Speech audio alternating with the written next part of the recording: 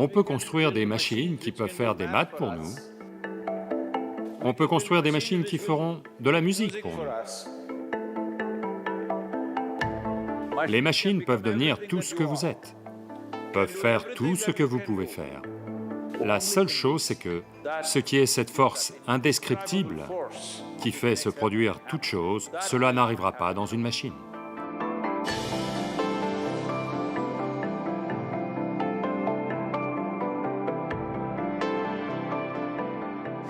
Les experts disent que les intuitions humaines sont essentiellement des réponses biochimiques de notre corps. C'est comme un algorithme biochimique inhérent et embarqué. Si tel est le cas, une intelligence artificielle peut être amenée à recréer les émotions humaines.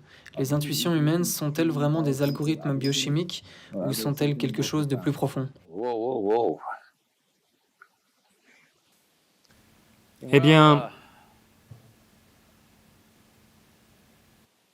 l'intelligence humaine a-t-elle quelque chose à voir avec l'activité biochimique qui a lieu dans notre système? Absolument. Eh bien, quand vous savez aujourd'hui que votre équilibre ou votre déséquilibre mental, votre stabilité ou votre instabilité, votre lucidité ou votre confusion mentale ont une base chimique, ou même votre bonheur ou votre malheur, votre amour ou votre désamour, votre joie ou votre tristesse, tout a une base chimique. Une façon de comprendre cela, c'est que tout est une question d'intelligence. Là maintenant, pendant que vous êtes assis ici, ou où que vous soyez assis, est-ce que vous rendez cette expérience belle ou laide est une question d'intelligence, et c'est aussi une question de chimie. Ce ne sont pas deux choses différentes. Il est complètement faux d'identifier l'intelligence à la pensée. La pensée n'est qu'une petite expression de l'intelligence. Ceci est une folie que les sociétés modernes ont créée parce que le système éducatif moderne a fait croire aux gens que la pensée est la seule forme d'intelligence.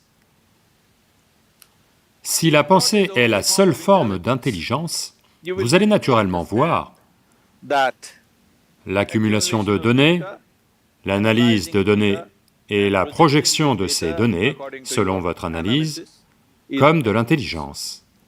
Eh bien, ceci est un processus que n'importe quelle machine peut faire. Cela, vous commencez à le comprendre maintenant, que même la pensée la plus complexe que vous croyez phénoménale, aujourd'hui votre ordinateur peut l'avoir sans effort.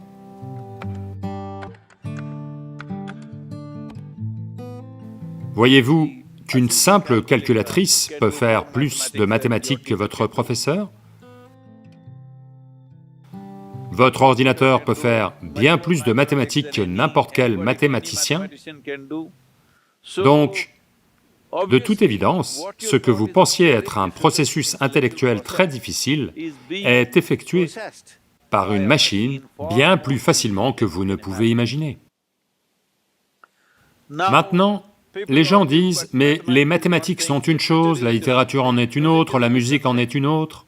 Eh bien, je vous le dis, que ce soit la littérature ou la musique, qui sont considérées comme étant plus, comment dire, davantage une expression du cœur humain, même cela peut être fait par une machine. Eh bien, on n'a pas encore construit de machine assez bonne pour faire ça, peut-être. Mais vous verrez, dans les 25 à 50 prochaines années, peut-être, je ne sais pas combien de temps, mais ça va forcément arriver. Vous ne pourrez pas les distinguer, ou probablement qu'elles seront plus parfaites. Donc, cette question de l'intuition, la première chose à comprendre sur l'intuition, c'est que l'intuition n'est pas un autre niveau d'intelligence. L'intuition est simplement un autre niveau de calcul. C'est-à-dire que, disons que, Permettez-moi de beaucoup simplifier la chose, juste dans un souci de compréhension. Là, maintenant,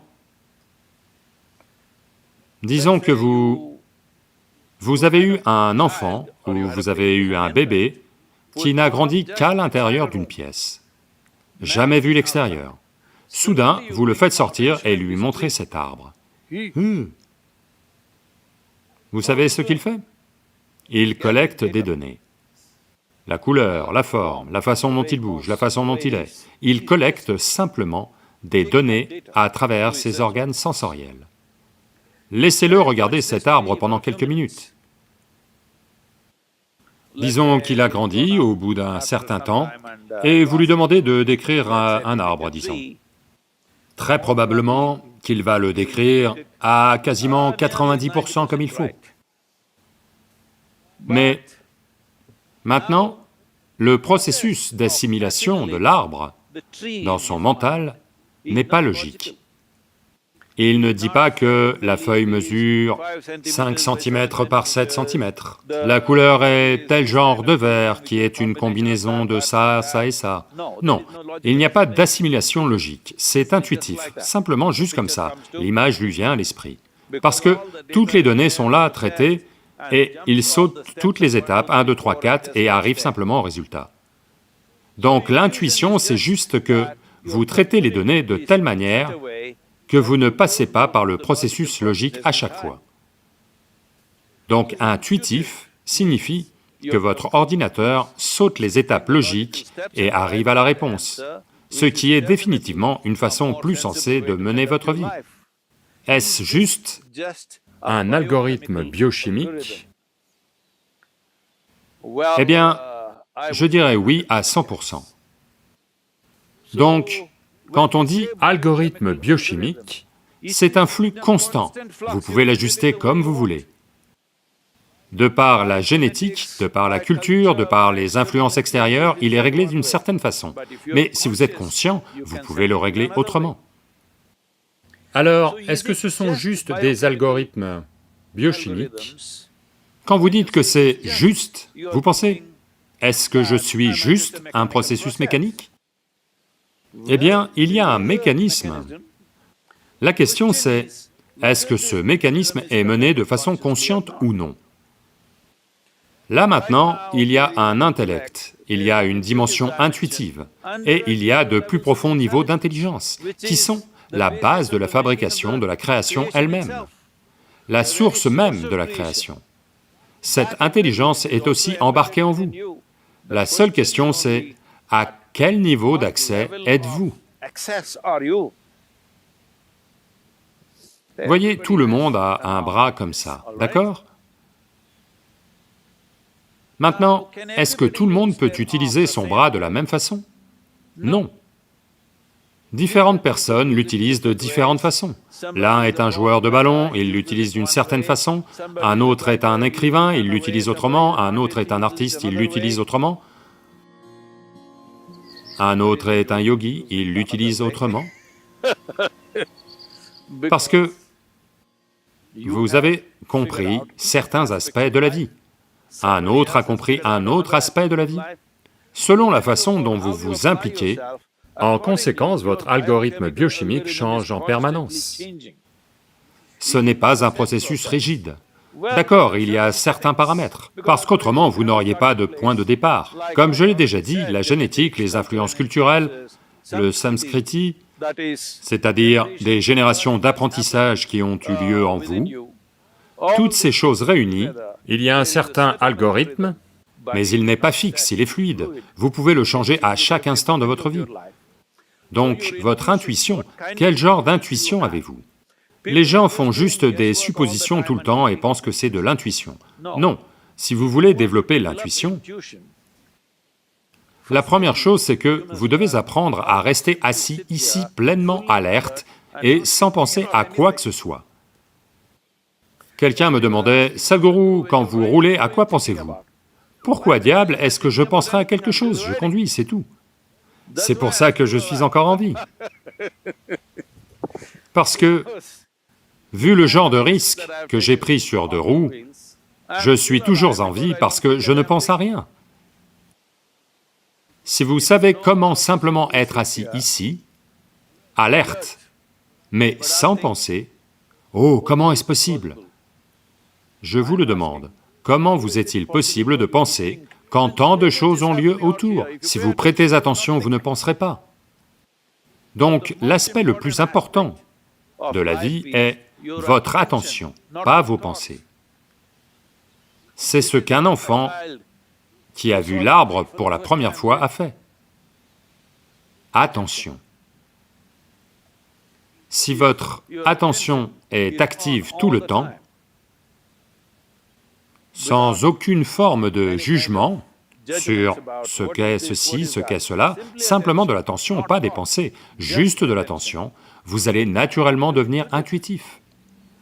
L'attention humaine peut ouvrir n'importe quelle porte dans l'univers, mais l'attention doit se libérer du processus de jugement.